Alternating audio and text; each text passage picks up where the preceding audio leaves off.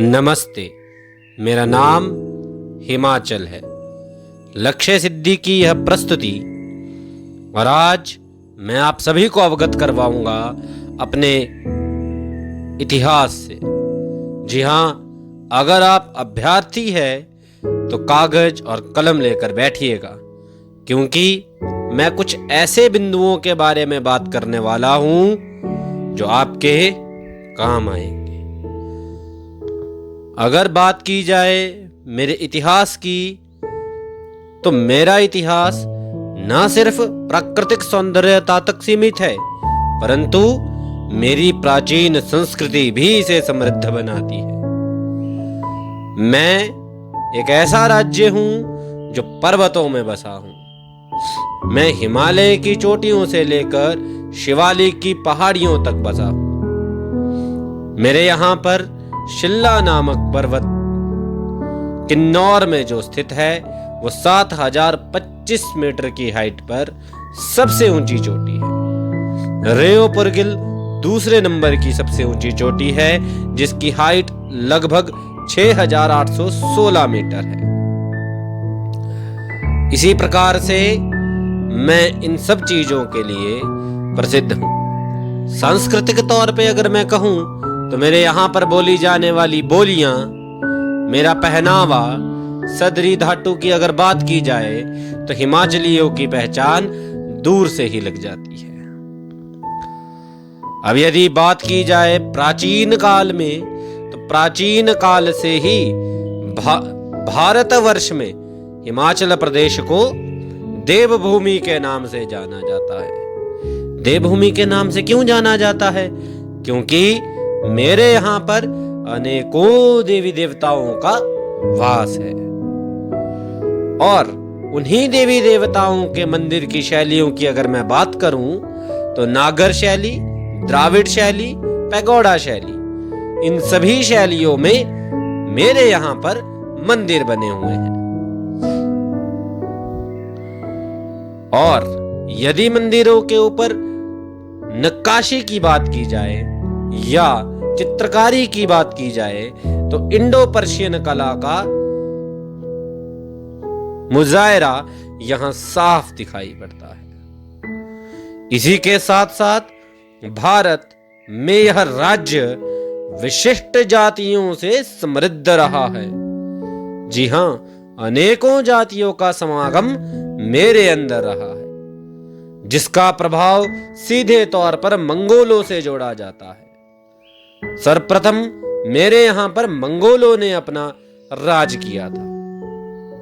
मंगोलों ने ही क्यों किया था? क्योंकि मेरे यहां पर वन संपदा बहुत ज्यादा थी, तो पहाड़ी होने के साथ साथ जंगल का एरिया उनके लिए अच्छा माना गया था, क्योंकि वो एक लुटेरे किस्म के लोग थे। लेकिन इनके अलावा मेरे यहां पर कोल, किरात, खश, नाग इत्यादि तरह की अनेकों जातियां हैं। साथ ही साथ इतिहास में एक किन्नर देश का वर्णन मिलता है, जो मेरे यहां पर किन्नौर नामक स्थान पर है।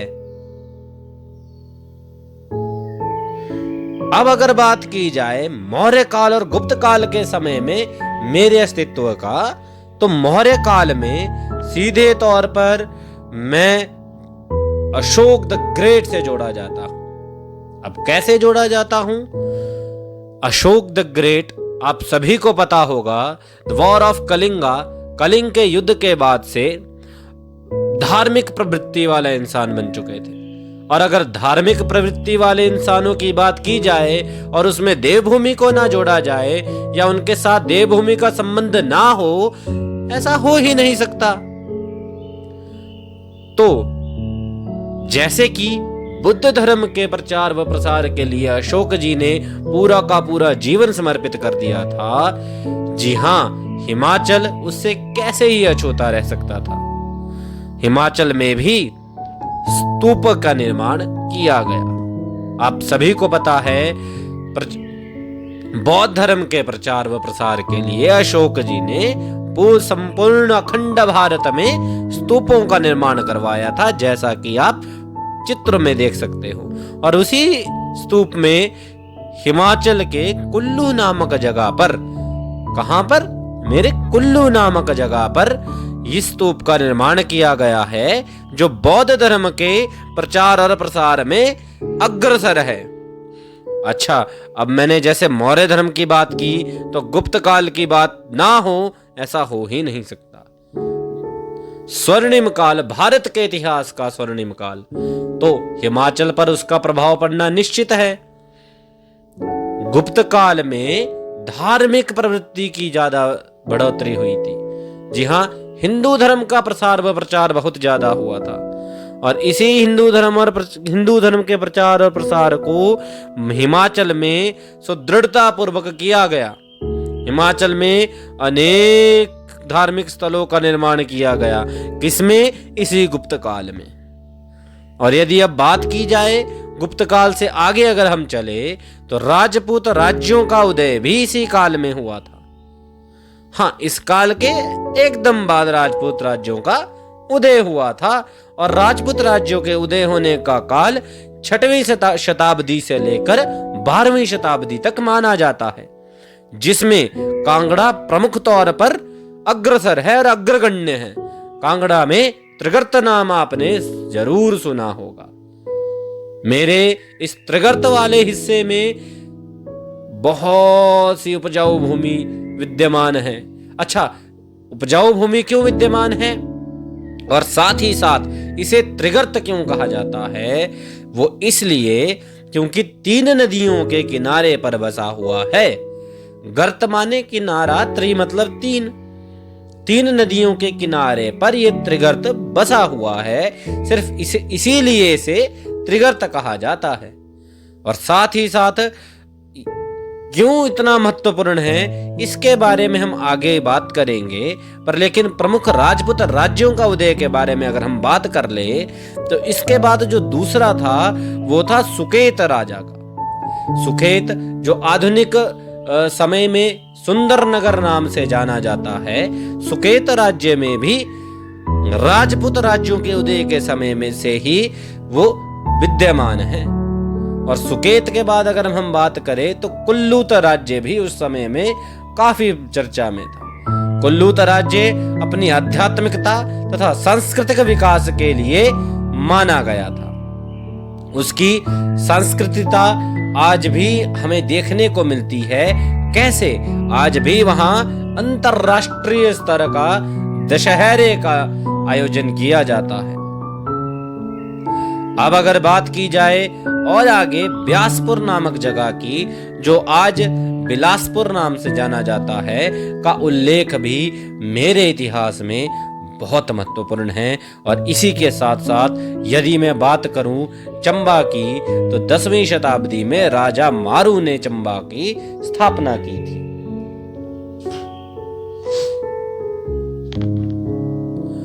और इसी के साथ साथ अब अगर कांगड़ा रियासत के बारे में बात की जाए, त्रिगर्त के बारे में बात की जाए, इसके ऊपर विस्तार पूर्वक चर्चा करना इसलिए महत्वपूर्ण है क्योंकि मेरे में सम्मानित ये सबसे महत्वपूर्ण और सबसे पुराना राज्य माना जाता है।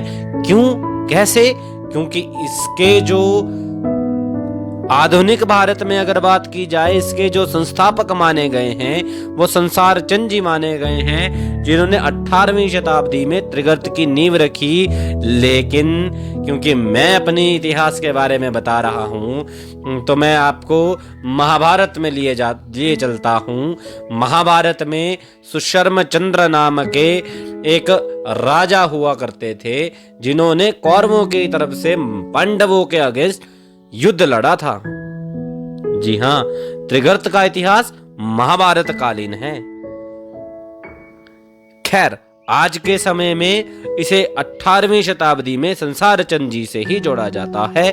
और साथ ही साथ रावी, ब्यास और सतलुज नामक नदियों के संगम पे ये त्रिगर्त बसा हुआ है। अच्छा, इसका किला कहां था? इसका किला नगरकोट नामक स्थान पर था। और साथ ही साथ कटोच वंश ने इनके ऊपर राज्य किया था। अब यदि मैं कटोच वंश के बारे में कुछ कब बताऊं आपको, कटोच शब्द जो है वो 2 शब्दों से मिलकर बना है। कट जमा उच्च, माने कट जो होता है वो सेनापति को कहा जाता है या छावनी को कहा जाता है, और उच्च मतलब आप सभी को पता है। तो जो सबसे सर्वोत्तम उच्चतम स्थान पर सेनापति या सेना है उसे कटोच कहा जा गया है, और वही कटोच वंश इस कांगड़ा रियासत के त्रिगर्त नामक स्थान पर राज किया करते थे। चलो थोड़ा मुगल काल की ओर चलते हैं। छोटी मोटी रियासतें, जैसे यही सारी रियासतें, पहाड़ी रियासतें, अब क्योंकि हम मेरा सारा का सारा स्थान और वातावरणीय स्थान पहाड़ी है, तो वहां पे जो रियासतों का क्षेत्रफल है वो इतना बड़ा नहीं है, वो छोटी छोटी रियासतों में सब बटा हुआ है। चाहे वो कांगड़ा ले लिया जाए, चंबा ले लिया जाए, मंडी ले लिया जाए, कुल्लू ले लिया जाए, ये सभी छोटी छोटी रियासतों में बटी हुई है। विशेषकर त्रिगर्त, हटफिर के त्रिगर्त 1620 में मुगलों के अधीन हो गया था। जी हां, अकबर ने 16वीं शताब्दी में कांगड़ा किला पर नियंत्रण प्राप्त किया था, नगरकोट नामक स्थान पर। अकबर का व्याख्यान तो हम ज्वालाजी नामक स्थान पर भी बहुत सुनते हैं। अगर आप सभी को पता होगा तो मेरे एक सुप्रसिद्ध शक्तिपीठ मां ज्वाला के स्थान पर अकबर ने सोने का छत्र चढ़ाया था। खैर वो बात अलग है कि मां ज्वाला ने उस सोने के छत्र को बीचों बीच से फाड़ दिया था, लेकिन क्योंकि अकबर ने वो चढ़ाया था तो अकबर का उल्लेख कहीं ना कहीं वहां भी होता है। और अकबर से आगे अगर मैं बात करूं तो सबसे पहला मुगल गवर्नर जो यहां नियुक्त किए गए थे उनका नाम था नवाब अली खान। क्या नाम था? नवाब अली खान। अब यदि अगर जहांगीर की बात की जाए, और मैं और ज्यादा डीप अगर मुगल काल के बारे में आप सभी को बताऊं, तो जहांगीर ने धमेरी नामक जगह का नाम बदल दिया था। हाँ, और आप सभी मेरे उस वर्तमान समय के शहर को सब भली भांति जानते हैं। धमेरी उसका नाम हुआ करता था उस समय, और वहां पे जहांगीर ने उसका नाम बदल के नूरपुर कर दिया था, और आज भी वो जगह नूरपुर के नाम से प्रचलित है। यही नहीं, इसी के साथ साथ जहांगीर ने पहाड़ी राजकुमारों को मियां कहकर पुकारा था। जी हां, मियां कहकर पुकारा था, और आज भी हम लोग इस शब्द मियां का इस्तेमाल करते हैं। अब मैं आपको और वर्तमान की ओर खींचे देता हूं, और अब आए थे मेरे पास सिख। और सिख में भी कौन आए? सिख में आए महाराजा रणजीत सिंह, जिन्होंने सन 1809 में ज्वालामुखी नाम की संधि की थी, जिसे ज्वालामुखी की संधि कहा जाता है। अब ज्वालामुखी की संधि क्यों कहा जाता है? क्योंकि ज्वालाजी नामक स्थान पे वो संधि हुई थी। इस संधि में महाराजा रणजीत सिंह जी ने मेरी पहाड़ी राज्यों की रियासतों को स्वायत्तता तो प्रदान की थी, परंतु उनके साथ एक शर्त रखी थी, एक संधि करी थी। किस विषय में? कि उन्हें समय समय पर सिख साम्राज्य को कर देना पड़ेगा, बाकी आप अपनी रियासत को अपनी इच्छा के अनुसार स्वायत्तता से जी सकते हैं। अब यदि मैं बात करूं गोरखा की, तो गोरखा ने भी 1809 से लेकर 1813 तक यहां पर शासन किया। उन्होंने बुशहर, नालागढ़, बिलासपुर और उस समय पर व्यासपुर और सिरमौर नामक जगह पर शासन किया था, और इन सब का मध्य बिंदु या केंद्र बिंदु अर्की को मानकर गोरखाओं ने अर्की नामक स्थान को अपनी राजधानी नियुक्त किया था। कब? 1809 से 1813 तक। इस प्रकार से गोरखाओं ने भी मेरे ऊपर आक्रमण किया। सहता सहता मैं ब्रिटिश शासन की ओर भी बढ़ा। जी हां, क्या हुआ था, एंग्लो गोरखा युद्ध नामक एक युद्ध हुआ। और ये युद्ध छोटा मोटा युद्ध नहीं हुआ, इसका गवाह मैं खुद बना था। 1814 से लेकर 1816 तक वो बहुत भयंकर युद्ध हुआ था। गोरखाओं का साहस था कि उन्होंने अंग्रेजों के खिलाफ इतना बड़ा युद्ध लड़ा, लेकिन कितना ही वो लड़ाई करते, आखिरकार 1815 में वो उनसे हार गए थे। 1816 तक थोड़ा उनका फिर भी युद्ध चलता रहा, लेकिन जो पूर्णतः देखा जाए तो 90% युद्ध जो है वो 1815 में हार गए थे। फिर आगमन हुआ मेरे अंदर ब्रिटिश शासन का। जी हां, अंग्रेजी हुकूमत का। वो अंग्रेजी हुकूमत जिसने मुझे गांव या पहाड़ी इलाका ना रहने के बजाय अपनी वेशिकता की ओर अग्रसर किया। अपनी वेशिकता में उसने प्रमुख प्रमुख केंद्र बनाए, जैसे कसौली, शिमला और कांगड़ा। डलहौजी नाम से उसकी एक जगह भी प्रसिद्ध है, जो लॉर्ड डलहौजी के नाम पर पड़ी हुई है। तो इसी के साथ साथ शिमला की अगर मैं बात करूं, उस समय में शिमला को इन्होंने इतना प्रसिद्ध कर दिया था कि शिमला को इन्होंने अपनी भारत की राजधानी तक बना दिया था। शिमला में बहुत सारे क्षेत्र भी इन्होंने बनाए थे। कौन से क्षेत्र या कौन सी बिल्डिंगों का निर्माण उन्होंने उस समय किया यहां पर, जैसे वाइस रीगल लॉज, जो आज के समय में एडवांस स्टडी के नाम से जाना जाता है, बांस कोट, जो आज के समय में राजभवन के नाम से जाना जाता है, क्राइस्ट चर्च, जो हम सभी को पता है, जिसका जो मशहूर है। मेरे यहां पर अगर आप शिमला घूमने आ रहे हो तो क्राइस्ट चर्च सबसे ज्यादा मशहूर है। बेंटनी कैसल, जो अपनी लकड़ी की नक्काशी के लिए जाना जाता है, और पीटर हॉफ शायद कोई ही इससे अछूता रहा है। इतने सभी जगहों का निर्माण कर अपनी वेशिकता की ओर ब्रिटिश शासन ने मुझे धकेला। अब ब्रिटिश आए तो स्वतंत्रता की बात ना हो, ये कैसे हो सकता है। और मेरे जैसा साहसी राज्य उस स्वतंत्रता संग्राम में अपनी भूमिका ना अदा करे, ये भी नहीं हो सकता। तो महत्वपूर्ण तरीके से मैंने स्वतंत्रता संग्राम में अग्रिम भूमिका निभाई है, जिसके अगर मैं 4 मुख्य केंद्र बिंदुओं की बात करूं तो उसमें सबसे पहला केंद्र बिंदु है प्रजामंडल आंदोलन। मेरे छोटे छोटे प्रजामंडलों का निर्माण किया गया। 1927 से ये प्रजामंडलों का निर्माण शुरू हुआ।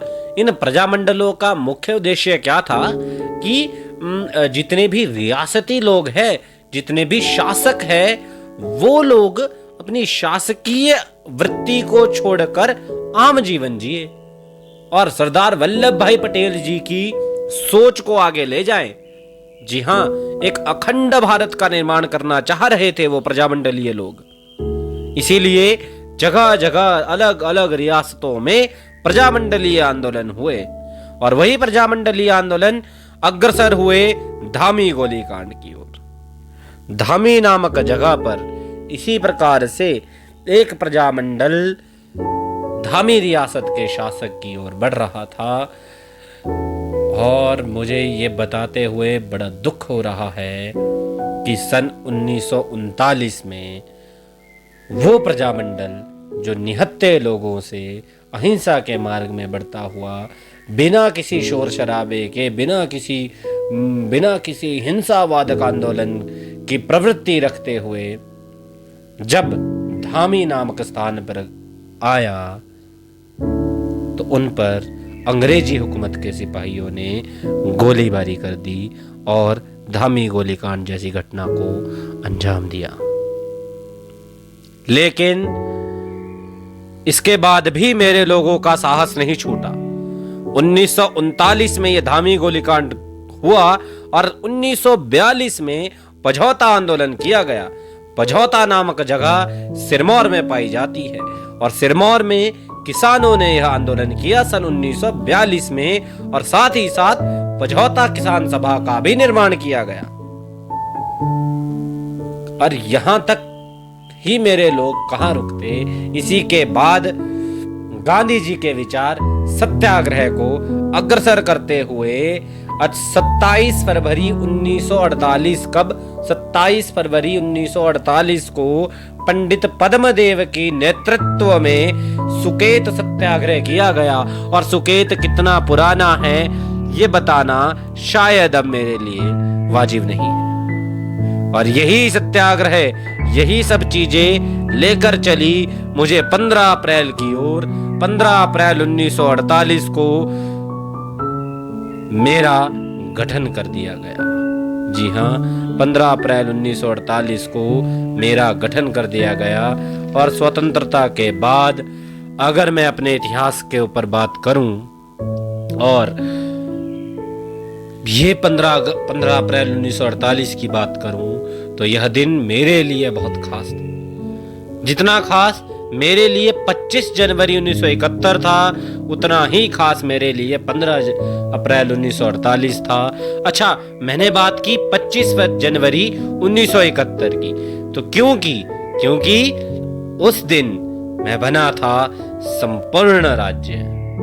जी हाँ, लेकिन 15 अप्रैल 1948 से लेकर 25 जनवरी 1971 तक के बीच का सफर अगर मैं आप सभी के साथ साझा करूं तो 1948 को 30 पहाड़ी रियासतों के साथ मुझे बना दिया गया था। लेकिन 1950 को 26 जनवरी 1950 को मुझे ग श्रेणी का राज्य बनाया गया, क्योंकि 26 जनवरी 1950 से संविधान सभा का गठन हो चुका था, संविधान का निर्माण हो चुका था और संविधान में ग श्रेणी के राज्य बनने शुरू हो गए थे। ग श्रेणी के उपरांत सन 1954 की बात अगर मैं करूं तो मुझ में बिलासपुर नामक जगह का विलय हुआ और मेरी सुदृढ़ता और मजबूत हो गई। और उसी कारणवश 1 सितंबर 1956 को मुझे केंद्र शासित प्रदेश घोषित कर दिया गया। लेकिन मैं यहां थमने वालों में से नहीं था। मैंने पहले भी बात की, मैं हिमाचल बहुत साहसी था और मेरे हिमाचल के लोग और भी ज्यादा साहसी। और 1966 में मेरे इन्हीं हिमाचल के लोगों द्वारा किए गए प्रयास रंग लाए और जो पहाड़ी पंजाब का हिस्सा था वो मुझ में ही सम्माहित कर दिया गया और एक हिमाचल नामक स्थान बना दिया गया। और वही 1966 ने सीधे कदम रखे 25 जनवरी 1971 की तरफ, जहां हिमाचल प्रदेश का निर्माण किया गया। वही हिमाचल प्रदेश जो संपूर्ण राज्य बन चुका था। इस हिमाचल प्रदेश की अगर बात की जाए तो अपनी सांस्कृतिक धरोहर के लिए बहुत महत्वपूर्ण था। मैं उस हिमाचल की बात कर रहा हूं जो 25 जनवरी 1971 को बना था। उस मेरे स्वरूप में सांस्कृतिक धरोहर की अगर बात की जाए तो विभिन्न जातियां थी, जैसे हमने पहले बात की, आर्य, कोल, किन्नर, नागा, इन सभी का नृत्य, इन सभी का संगीत, इन सभी की सांस्कृतिक मान्यताएं, इन सभी की धरोहर, इन सभी ने मेरा निर्माण किया, आज के हिमाचल का निर्माण किया और इसी सांस्कृतिक धरोहर को लेकर अपनी पहचान बनाई। अगर मैं बात करूं मेरे यहां पर खाए जाने वाले व्यंजनों की तो बहुत से व्यंजन यहां पर प्रसिद्ध है। उदाहरणतः पटांडे, बाबरू, अक्टोरी, सिड्डू इत्यादि इत्यादि इत्यादि इत्यादि। और संस्कृति की ही बात कर रहे हैं तो मेरे यहां पर एक गांव है प्रागपुर नामक गांव है जो विरासत गांव से विश्व प्रसिद्ध है। तो इस तरह से मेरी सांस्कृतिक धरोहर मजबूत होती गई।